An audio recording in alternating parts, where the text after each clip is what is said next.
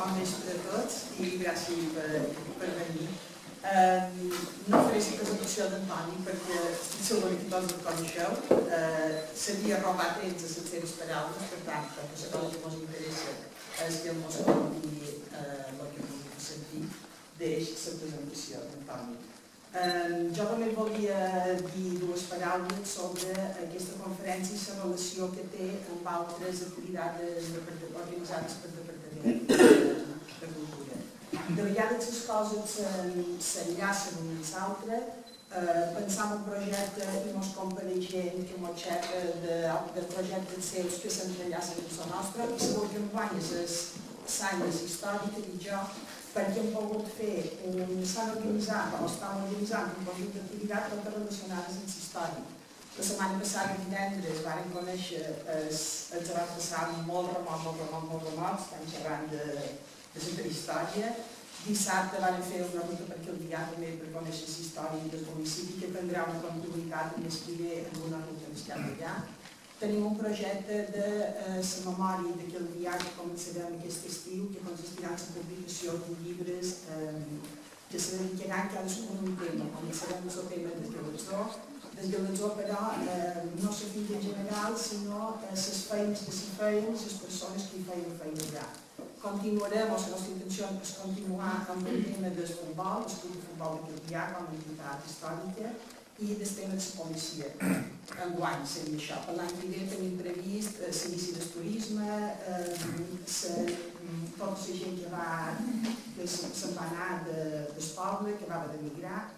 Això és un projecte que tindrem la memòria de Calvià i que hi ha una publicació i una exposició de cadascuna d'aquestes coses. I també tenim una altra marxa sobre el cine a Calvià.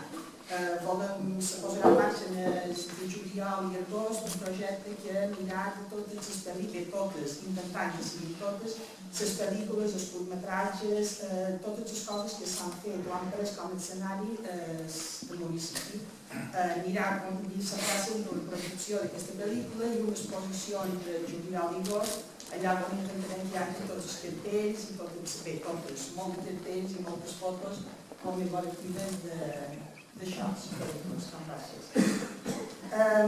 Se tracta, en aquest cas en concret, vam anar a l'informe i vam pensar que era un tema interessant que ens oferia i molt més quan hem dit que pot anar englobat en tot aquest conjunt de coses que intenten fer una passa enrere, però per fer una passa endavant, fer una passa enrere de conèixer més el passat del poble per fer això, un recorregut cap endavant. Pensant que el Departament de Cultura, que se dedica, dic bàsicament jo, a comprar l'esperit, no comprar les coses immaterials, aquesta feina de recuperar el passat és una de les més importants. Però diria que és un dels eixos que té el Departament de qualsevol administració pública, de no oblidar el passat i d'anar cap endavant. Per tant, totes les entitats, totes les associacions i els particulars que ens venen a veure, a sintònic d'una proposta com aquesta, sempre tenim les portes obertes. Només era això que volia dir, volia englobar o intentar englobar aquesta conferència amb un gruix de temes dedicats a la història i vull acabar amb unes consideracions que l'UNESCO fa que se refereix a la salvaguarda o la necessitat de la salvaguarda del patrimoni cultural i material. Diu que el patrimoni cultural i material són els usos, les representacions, expressions, coneixements i tècniques que les comunitats, els grups i en algun cas els individus reconeixen com a part integrant del seu patrimoni cultural.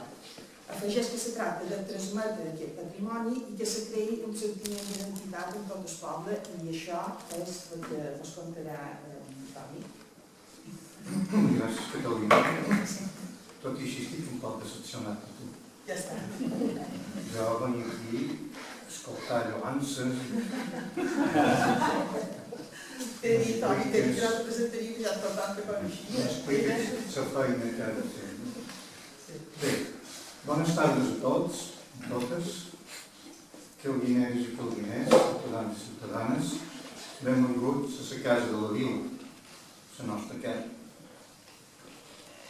Voldria fer la intervenció en tres parts farem un repàs de la història contemporània d'aquests darrers 65 anys de Calvià, que molt d'aquí sabeu més que jo, però tal vegada, sense melangia, recordareu, no serà tot. Per donar peu després, explicar un poc el que crec que necessitem de cara en el futur, que és cohesionar el nostre municipi i les eines per fer-ho, algunes d'elles. Una petita conclusió i acabarem l'exposició.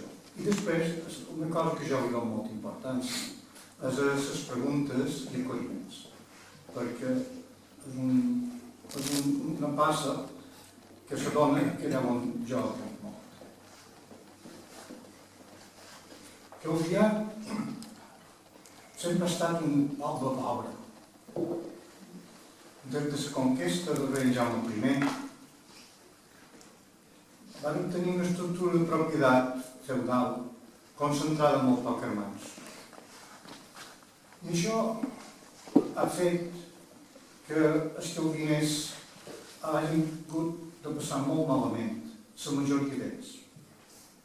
Pensem que a final del XIX, Calvià, la propietat, la terra, que era la base de la riquesa de Calvià, el seu sector primari, el 75% estava en mans de 15 famílies, quasi totes noves, llevat d'alguna alta burguesia.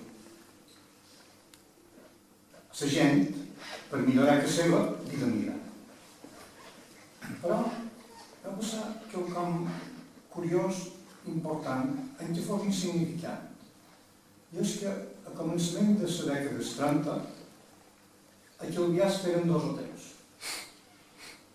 L'any 30 les Plages, de Reguera, l'any 34 els Malgrans. Després la Guerra Civil ho va aturar tot i després va venir la Segona Guerra Mundial i se va aturar tot. La dècada dels 40 va ser molt dura per als calviners. No solament per un cert por, però també per la fam. Hi va haver gana. Hi va haver molta gana. És evident que unes minories sempre en s'escapeu-lo varen poder fer del pes. Però la dècada va ser molt dura. La Segona Guerra Mundial va acabar el 45 i després d'aquell sofriment dels europeus, dels francesos, dels belgues, dels britànics, dels italians, tot l'únic que la maquinària se posa en marxa, la maquinària econòmica, volgueren gaudir de la vida. I començaren a venir a Calvià. Varen fer més hotels. Ja en varen fer cas català i en varen tornar a fer per què. Era un món molt tancat, escrivim, a Calvià, la dècada dels 40. Igual que la dècada dels 50. Era un nacional-catolicisme, allà on hi havia una economia basada en l'autarquia, tancada les fronteres per no contaminar molts de l'exterior, i aquí allà. La sobirania que tant estimades per règims, que encara avui són taules, sobirania espanyola, ja em direu en aquest temps, davant del Belbès va cotascar.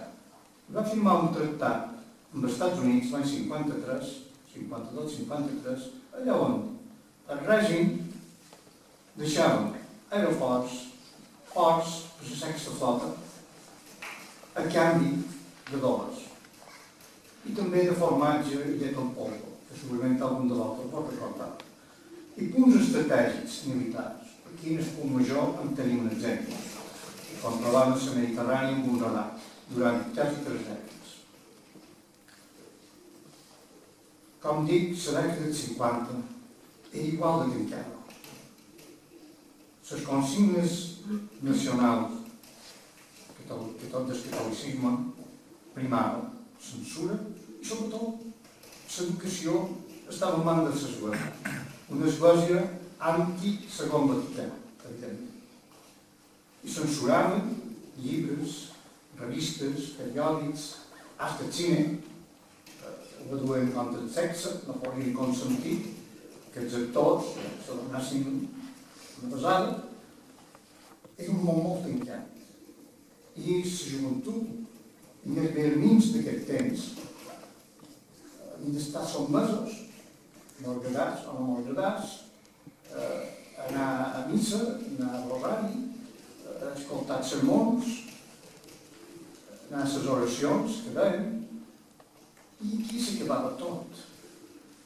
Però és aquí que un dia, uns nens, abans de Sant Jaume, en juliol, agafaven les bicicletes de 10, 11, 12 anys i se'n anaven a nedar a Palmanol. Deixaven la bicicleta a baix d'un pi, se canviaven dins una mata i se'n anaven cap a la platja. I allà eren unes dones amb vestits de bany molt ajustats. I més enfora eren unes dones quasi mig despullades. Llavors se va saber que eren els biquinis. Bé, la tornada, aquella imatge, ara aquí pens, des d'en fora, va fer el començament de l'enfonsament del nacional-catolicisme. Ni sermons, ni misses, ni horaris, s'imatge. Acabada, ja a la dècada dels 50, seguien venint turistes, perquè hi havia ja una gran demanda.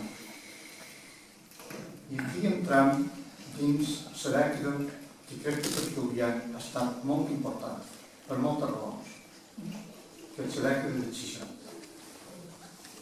En els 60, jo la titulo la dècada de la febre de sol. Tothom volia fer del vespre. I aquí, Madrid va obrir la mà a l'urbanisme perquè es construïgués el màxim de places turístiques, el màxim d'apartaments, i el que fos. No importava l'or. En la llei del sol del 56 i normes reglamentàries que se feien de Madrid. I començaren a venir turistes en massa, però nosaltres aquí érem pocs, que allà sí que érem pocs. Vàrem haver d'anar a cercar gent de fora i vengueren immigrants, sobretot d'Andalusia, de Múrcia, d'Albacete, de Castella, de Galícia, que venien aquí, com nosaltres antes havíem anat a Sud-amèrica i a Cuba o a França, a cercar per la seva família i per ells un món millor. Uns van anar al sector de la construcció i uns altres van anar al sector del turisme. Jo parlaré un moment sobre el sector del turisme perquè és el que conec més, però se pot traslladar igual les mateixes passes en el sector de la construcció. Aquí no teníem ni idea de què era un hotel, ni que vengueren de la península ni nosaltres. No hi havia escoles per aprendre. Els que ens van ensenyar van ser grans professionals que hi havia d'aquests 4 o 5 hotels que ja hi havia a Mallorca, sobretot a Palma. El primer era el Gran Hotel, 1903, el Príncipe Alfonso, poc més tard, el Victori, el Formentor, el Nixe, el Mediterrani, inclús el Maricel. Aquests professionals, d'una manera o de l'altra, van ser nostres professors. I un mosso de cuina, un pinche, d'escat de dècades, va poder arribar a ser un xef. Un aprenent de menjador, un comis, va poder arribar a ser un metge. Un aprenent de bar va poder arribar a ser un barman. I el barman és una figura important dels hotels, perquè no era fàcil en aquell moment ser un bon barman. Havia de dominar 14 o 15 còctels clàssics havia de ser un artesà. I a més d'artesà, havia de ser un confessor laic. Quan la clientela havia begut 2 copes de més i tenia xalet. Una nina de neteja podria arribar a camarera de pisos, a subgovernanta i governanta. I un botones, un brou, podria arribar a conserge, a recepcionista, a recepció o director. Aquesta va ser la situació que vam tenir a la dècada dels 60. I nosaltres vam guanyar papers, comparat amb el que se guanyava abans, a l'agricultura. Fèiem molta feina, 10 i vegades 11 hores de feina, al punt més. No hi havia dies lliures, però així tots estaven contents. Perquè, a més de guanyar, apreníem la gent que venia. No solament duia dopes, duia lliures, o duia marcs, o duia francs, duia idees noves. I ens obrim una finestra allà on vam poder veure paisatges nous, cultures noves, sistemes de lliure nous. I això ens va impactar, ens va agradar. Treballàvem tan a gust, a pesar de fer molta feina, que quan se n'anaven els clients i ens veiem que els havia agradat molt l'estància i que tornaríem, nosaltres ens omplia d'orgull. Jo que havia de pensar que nosaltres estimàvem més el que alguns propietaris. Aquesta dècada, la dècada que jo he dit de la febre de sol, va ser una dècada que la clau i els fonaments d'estudiant que tenim, per bé i per mal.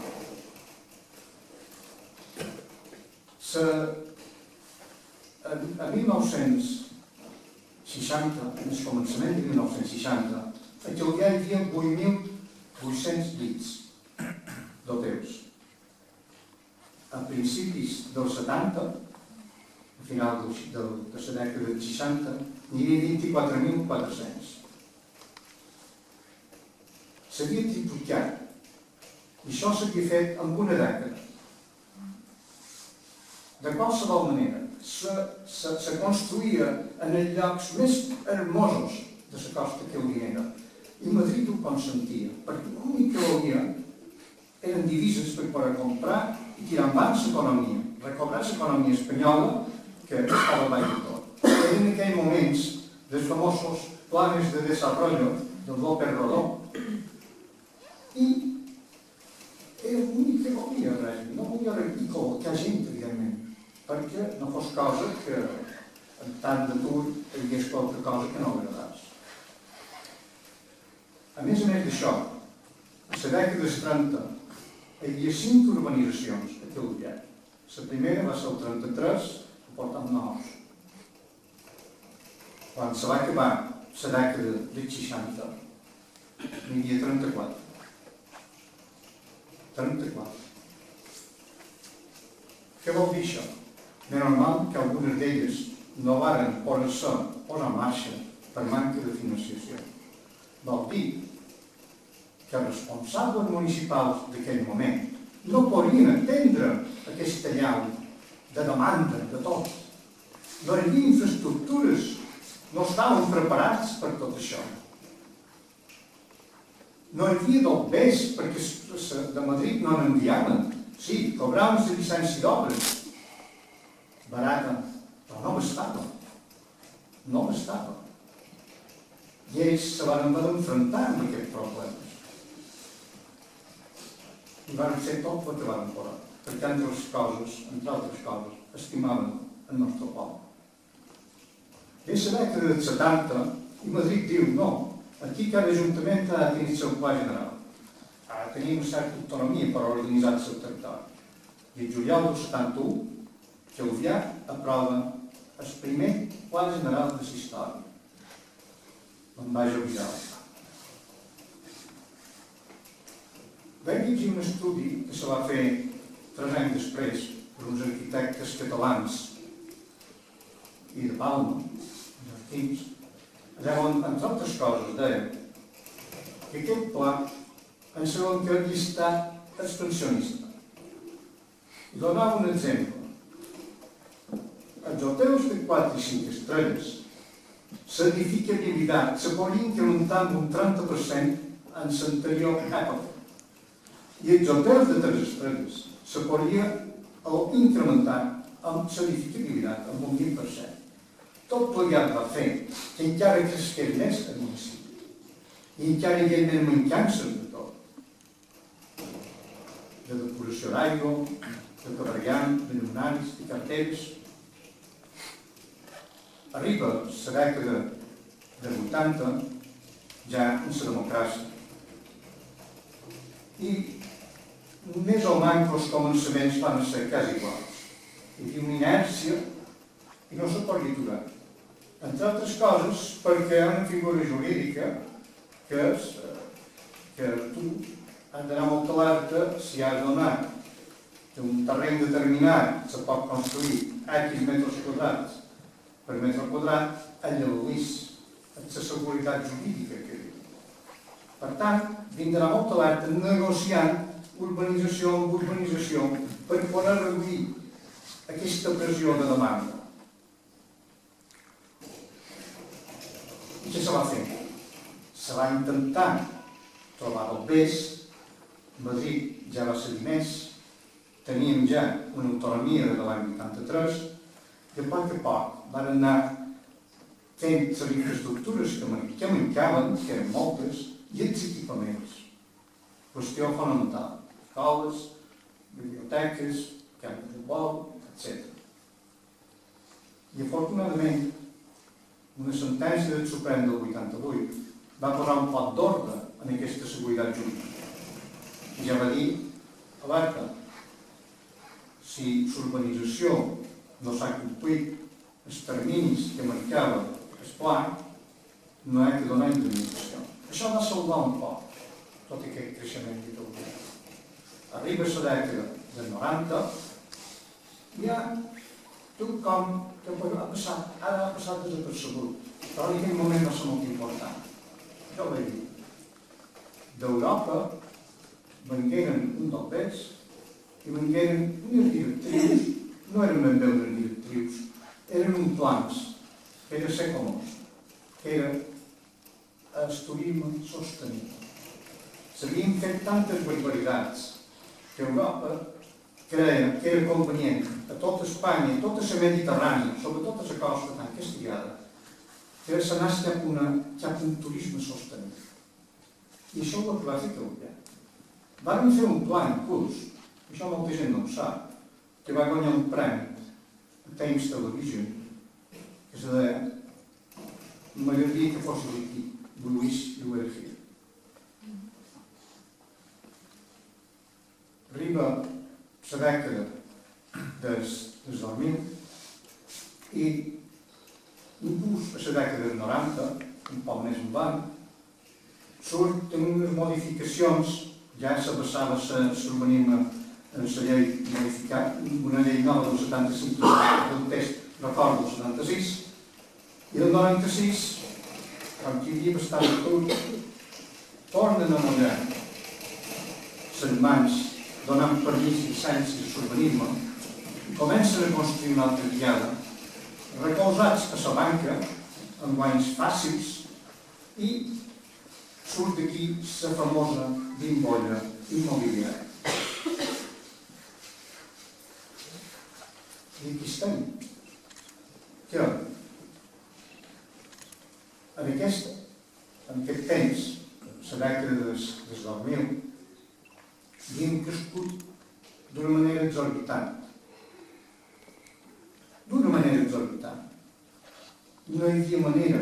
L'únic que ho va aturar va ser la crisi de la bombolla immobiliària. Però durant aquest temps, no solament vengueren ja immigrants de la península, persones tan altres, sinó que en vengueren d'Europa de l'Est, perquè estaven dins Schengen, i en vengueren també de Sud-amèrica. Aquí a ajudar, aquí hi havia feina. Per tant, en el final, aquí quan va acabar tot això, ens vam trobar que teníem, en aquest moment, 52.000 habitants empadronats, davant de les 3.500 que teníem a començaments de 60, i 65.400 places turístiques, entre hotels, apartaments turístics i agroturismes. Evidentment, tothom sap que són més, perquè s'allarguen apartaments i s'allarguen xalets, són més. I això ho sabíem, jo en aquell moment ho sabia, ara ja no ho sé, però aquí a la temporada de punta se posaven 170.000 persones. Però és que aquí venia gent de tot el món, de 5 continents, en distintes ètnies i en distintes cultures. Hi havia el que diuen un melting pot, un gresol de cultures i d'ètnies. I això va ser molt mal del país per nosaltres, en Mallorquí. No hi havia temps per pair-ho. A més, havíem fet un tall per guanyar del pes en la cultura que ens havien donat els nostres avantpassats. I necessitàvem, d'una manera o de l'altra, recobrar tot això.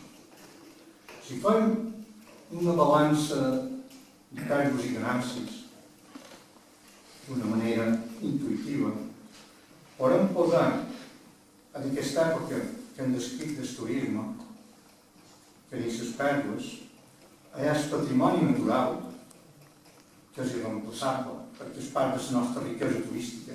S'ha construït amb penya-segats, damunt la mar, s'excavaren muntanyes. Hi ha una frase d'una escriptora francesa, Marguerite Yourcenar, que diu: «Rien de plus fragile que l'equilibre de voler». Vol dir que la bellesa és fràgil, perquè nosaltres la vàrem castigar. Nosaltres els que vàrem fer tot això, perquè estaven autoritzats.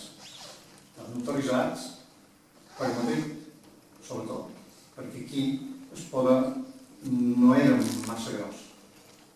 El poder estava a una altra part. El poder estava a Madrid i el poder també estava un poc més aquí, en mans dels propietaris del terreny, la noblesa, juntament amb la gran burguesia o l'alta burguesia que hi posava el pes per fer urbanització. I en les pèrdues i les ganàncies, d'aquesta compte de pèrdues i ganàncies, hi podríem posar que varen alçar un nivell de vida, varen sortir de l'obscuritat, de la pobresa mil·lenària, que no varen haver d'emigrar per trobar feina, com varen fer els nostres padrins, que varen tenir contactes amb altres cultures. I això va ser molt positiu. En definitiva, el saldo, a pesar de tot, hem de dir que va ser positiu. S'hagués pogut fer d'una altra manera, però va ser positiu. I ara ens trobam aquí, després de tot això, que tenim 16 urbanitzacions, 16 pobles, llevat d'aquest d'allà que ho hi ha, que cadascú va per ell, que no contemplen la història, que no hi ha res que mos unesti, que jo el títol que és un mosaic abstracte mig embastat, sense ànim. I això és dolent per tots, perquè davant dels reptes que hi haurà en el futur, i que ja era ara, necessitam estar units i ser forts. Quines eines hi ha per intentar cohesionar en aquest moment el nostre municipi? Bé, n'hi ha moltes. Jo en diré 5 o 6. N'hi ha una que és que tots ho sabeu, que ja se va aprovar, això és el de port.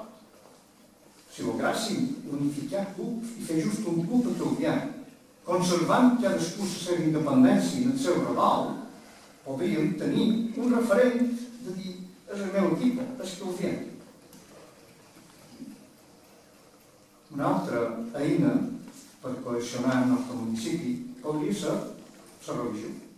Jo en un moment determinat, vaig dir, això és molt positiu. Hi va haver un rector, que tenia Joan Pons, que amb altra gent d'aquí, que van promocionar les confraries. I venia gent d'altres llocs. Jo vaig pensar, això pot ser bo al nostre municipi, perquè ens coneixerem més, sentirem alguna cosa per això. Malauradament, va ser com un suflet que va deixar. I va quedar, no vull dir bo, però va quedar el que havia quedat.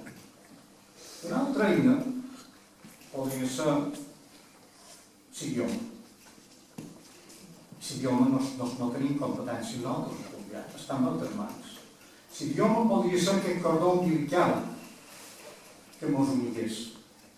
Tot i el rebombori d'idiomes que xerren aquell dia, aquest cosmopolitisme. I aquí vull dir una cosa, i és que, malauradament, l'idioma, el català, també aquí, va estar oblidat, però a consciència. No interessava que es parlés, ni que s'aprengués. I és qüestió, una altra vegada, de recuperar, sense cap tipus de por. El nostre idioma, el català, el mallorquí, té tanta importància com el castellà. Jo estic enamorat d'aquest idioma castellà. Jo he fet tots els meus estudis en castellà. Però també estim la llengua anglesa. I també estim la llengua francesa i les cultures. L'alemany no tant perquè no domino, no? I és català. És el meu. I aquí, en els famosos decrets de Nova Planta, el 1714 del Felip V, perdó, aquí va arribar en 1716, si no s'ha equivocat, ens van privar de llibertats i d'utilitzar d'una manera o de l'altra l'idioma com el nostre idioma. I el nostre idioma és tan antic com el castellà. Jo crec que més. Estudiosos diuen que més. El català pareix que va néixer a les famílies d'Organyà i el castellà a Sant Milan de la Corcolla. I segons diuen historiadors, que ja he llegit, el català inclús va ser anterior. Però se va imposar el castellà i se va imposar amb una frase antològica, com fan els vencedors. Por el justo derecho de conquista. Unes polítiques jacobines que ens van arraconar. I el més greu de tot és que érem una colònia i els nobles d'aquí i la gent mercaders d'aquí se van atracar en el virrei parlant el castellà per atracar-se en el poder. I nosaltres ens van dir que era un idioma de segon grau, que això no representava res, això de parlar en mallorquí, que això era per als pagesos, els pobres. Ens van fer sentir un autoodi de la llengua catalana, de la llengua nostra, mallorquina, que encara qualque vegada d'un damunt. I això ens hem de llevar de damunt, aquest autoodi, perquè nosaltres tenim aquí coses bones. No tot el que ve de fora és bo. Si ve una cosa bona de fora, hem de dir i acceptar. Però nosaltres també tenim coses bones. I una d'elles és el nostre idioma. Una altra eina podria ser la societat. Un edifici emblemàtic que, si tot va bé, hem de recuperar. L'Estat l'ha de tornar a l'Ajuntament de Calvià. I l'Ajuntament de Calvià, d'una manera o de l'altra, ha de fer que en els calviners de Calvià viuen autoritzi fer un patronat per ser un recolzament de primer ordre cap al Departament Cultural del propi Ajuntament. D'aquí, fer més coses. Fer més coses. Amb més pressupost. Amb més pressupost. Perquè ara se fan miracles. Una altra eina, que ja hi és la Pere Josep Quimeres. La música. Fa dècades que funciona. I aquí jo he dit una cosa militant extraordinària. Perquè treus que Pere. És per raons molt senzilles. Entre altres coses, perquè està ben gestionada. De gent de tot el municipi, o de quasi tot. Jo veïnins per la plaça, que venen a aprendre solfeig. Llavors venen a aprendre un instrument. Llavors hi ha una banda de música que actua per tot arreu. Hi ha una coral. Hi ha ha balls folclòrics que s'han anat recuperant. Tot plegat és un element de cohesió del municipi importantíssim. Què fa falta? Perquè hi ha talent, més pressupost. La cultura és massa important qualque vegada per desenvolupament de polítics, no? Més pressupost, perquè és la falta que es pot clavar encara en el futur i salvar-nos un poc més. Un altre element és la història. La història, la nostra història. Nosaltres, com heu vist ara, tot el que dic és cultura. Tots aquells elements és cultura. I la cultura, a segon quin polític no li agrada, perquè un torna crític. Si és un home culte o una dona culta, torna crític. I això el que ja no agrada. No agrada a les persones mediocres. Els polítics intel·ligents sí que agrada. Sí que agrada, els mediocres no. Però què és cultura? Bé, hi ha moltes definicions. Has tancat les mans quan la definició de cultura. Jo no us nombraré totes ni per oferir. Però sí diré el que he agafat d'aquí i d'allà i ho diré. Cultura és aquests creences, coneixements, valors que té un poble, instruments per defensar-se contra la natura, que qualque vegada és inhòspita, per crear instruments per viure millor, per donar feina, però també cultura, i d'una manera esnovista, és tots aquells coneixements que té l'home per saber apreciar el millor dels pensadors que hi ha hagut en el món, les millors obres que hi ha hagut en el món, la poesia que s'ha escrita, les belles arts, la música. I per què? Amb un fi. Donar llum, donar llum a la vida i una certa dolçor. La història. Nosaltres tenim una història mil·lenària. Entre la prehistòria i la història podem allargar 4.000 anys. 4.000 anys. Emulant el corso davant les piràmides d'Egipte, podem dir, 40 segles mos contemplen. 40 segles mos contemplen. No tothom ho pot. Tenim una cultura de les novetes, dins la prehistòria, una cultura telegràfica, que la tenim aquí, una cultura posttelegràfica, que ja en aquesta van trobar contacte amb altres pobles molt avançats de la Mediterrània, sobretot els fenicis. I això com és, apreníem d'ells. I siguent units i de la mà, en contacte amb tothom, van rebre moltíssimes influències. I també, evidentment, del nord d'Àfrica, dels púnics, allà van un curs, gent d'aquí se van robar exèrcits primer d'Amílcar Barca i de Aníbal i després de Roma. Després van ser conquistats per Roma. Van tenir 7 segles i pico de conquesta entre Roma i Bizanci. I ens van ensenyar moltíssimes coses, sobretot de la construcció. Eren un gran constructors de camins, d'obres públiques, i llavors els àrabs. I els àrabs, tot i que ara està molt denostat, tot va d'ells, tenien una cultura superior a la cristiana. Ens ensenyaren quelcom molt important per menjar, que era l'agricultura. Ens ensenyaren a cultivar bé la terra. Ens ensenyaren a trobar aigua, els organats. Ens ensenyaren a treure-la en les cims. Després la cultura catalana, Jaume I i els seus nobles, que ens dugueren, entre altres coses, sobretot la llengua. La llengua, que és que nosaltres en aquell moment empràvem.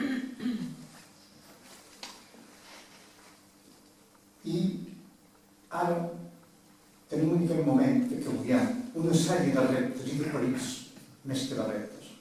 Perills. Si en aquell moment els calvianesos van treballar la terra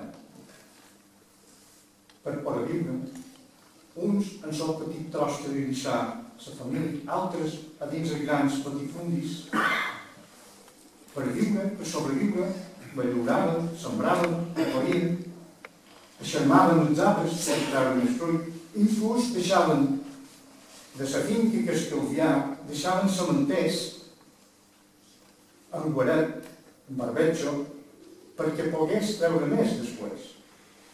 Dominaven aquest art per sobreviure. El mateix hem de fer nosaltres en la nostra mina d'or, que és el turisme. I ho hem de fer per a la banda de l'ens. Dins els hotels, els apartaments, la restauració, el comerç, això és el privat, amb normatives que venguin de dalt. I en el públic, el sector públic, ha de millorar cada un de les zones, innovant, fent coses noves per atreure aquests mercats nous que segurament hi haurà de cara en el futur. Jo sempre he pensat que aquí l'oferta d'hotels, de places, de llits, ha anat sempre per davant la demanda. I això té unes conseqüències, i és que els preus són més baixos. I té unes altres conseqüències, que hi ha menys beneficis. I té unes altres conseqüències, que hi ha menys beneficis, se pot pagar menys a l'empleat que no feina, en el consum, etc. Per tant, és una qüestió a estudiar. S'han de prendre mesures d'un gran recorregut, no parxes. Un altre dels perills que hi ha és la globalització. Avui en dia, capitals es mouen amb una rapidesa assombrosa. Des d'una borsa a Nova York pot arribar una quantitat enorme de pes a un banc espanyol. Són fons d'inversió o són capitals especulatius. Que, segons com se faci la inversió, pot desestabilitzar la nostra estructura econòmica. I aquí, la societat calvinera unida, la societat civil, si estan units i són forts, veient una inversió que no ens favoreix, que ens perjudica, hem de dir no. Això no. Que vagin a un altre lloc. Això aquí no. Si veiem una inversió que és bona, deim sí. I els polítics, que són els nostres representants, igualment. I si diuen que sí a una cosa que nosaltres pensem que no, que la societat unida calvinera digui que no, s'hauran d'enfrontar amb aquesta societat civil calvinera. Perquè la democràcia no és solament votar cada 4 anys i elegir un representant. La democràcia és participar en el que a nosaltres ens interessa. I pensar en una cosa, que la història està plena de pobles que eren molt rics, que tenien molta prosperitat i que han tornat arrere. Això és una realitat, tornar enrere. I per fer això han de fer tot el possible per estar units i ser forts. Un altre perill que jo hi veig, també de cara al futur, perquè l'he viscut en el passat, és aquest que se titulen els salvadors de la pàtria, que venen, fer un projecte, ells, prometen lloc de feina, que llavors sempre són menys dels que han promès, i jo els comparo en els forners, dins l'obrador. Ara me convé fer pa, faig pa. Ara me convé fer una cosa, faig una cosa. Ara una cigarra, ara un punyal. No, nosaltres no volen ser un punyal. No volen ser una massa que s'apasti, maleat, veia morfa. Nosaltres som ciutadans d'aquell lloc. I hem de dir no. Hem de dir no. Aquests són els perills que jo veig. I n'hi ha més, que són presentants, que hem d'intentar evitar. Nosaltres en el passat, la meva generació, jo sempre he sentit a dir que Calvià era un municipi ric. Jo no he estat totalment d'acord, però no vull parlar d'això. Jo vull parlar que Calvià era un gigant econòmic, és vera, Però en aquell moment, en la meva generació, era un nan cultural. No havien tingut temps d'anar a les escoles ni a la universitat. Primo Rivera, llavors es filosofar. Ara han passat per la universitat de seguida, que m'ho ha ensenyat molt. Però a més, tenim gent, una nova generació, que sí que ha anat a les grans escoles, sí que ha passat per la universitat, alguns han anat a fora per aprendre més. I aquests són els que han d'agafar les regnes d'aquest municipi. El nostre temps ha passat. Nosaltres dius servint per donar consells si de mort demani. Bé, si no mort demani, som ciutadans també en poden donar. I que no mos escolten. Són aquests els que han d'agafar les regnes. I d'aquests han de sortir empresaris que innovin dins el turisme, però també que innovin en nous negocis. Si m'has dit, m'has dit. Per què no? I hem de procurar que, sobretot, no hagin de tornar a migrar. Que els nostres fills i els nostres nets no hagin de tornar a migrar. Que en aquesta finca que estalviem la cuidem bé, la protegim bé i evitem els que hagin de tornar a migrar. Per tant, necessitem que Calvià no sigui feble, que Calvià sigui fort. Hem d'aconseguir un Calvià econòmicament un gigant i culturalment també un gigant. I per això ens història. Per això. Gràcies. Molt bé.